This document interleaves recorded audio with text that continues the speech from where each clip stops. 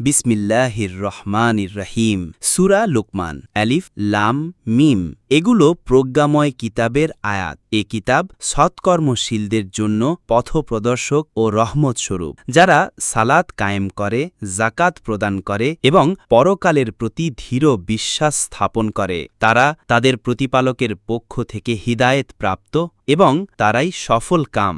সংক্ষিপ্ত তাফসির। সূরা লুকমানের শুরুতেই কুরআনের মাহাত্ম্য ও প্রজ্ঞা ও পথপ্রদর্শক বৈশিষ্ট্য বর্ণনা করা হয়েছে। মুত্তেকি ও সৎকর্মশীল ব্যক্তিদের বৈশিষ্ট্য যেমন সালাত কায়েম করা, জাকাত আদায় করা এবং পরকালের প্রতি দৃঢ় বিশ্বাস স্থাপন করা তা স্পষ্টভাবে উল্লেখ করা হয়েছে। আল্লাহর কিতাব মানুষের জন্য রহমত ও সফলতার পথ। লোকমান আলিহিস সালামের জ্ঞান ও উপদেশ বিশেষভাবে এই সূরায় উল্লেখ রয়েছে, যা সন্তান সন্ততিকে সঠিক পথে পরিচালনার শিক্ষা দেয়। একটি ঘটনা, লোকমান হাকিমের উপদেশ।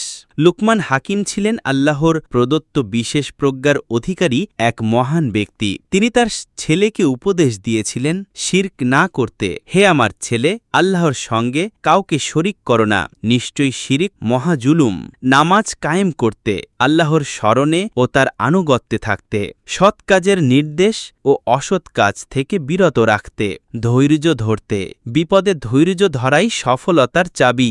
আচরণে বিনয়ী ও নম্র হতে। এই উপদেশগুলো মুসলিম জীবনের জন্য অমূল্য দিক নির্দেশনা, যা পরিবার, সমাজ ও পুরো মানবতার জন্য কল্যাণ বয়ে আনে।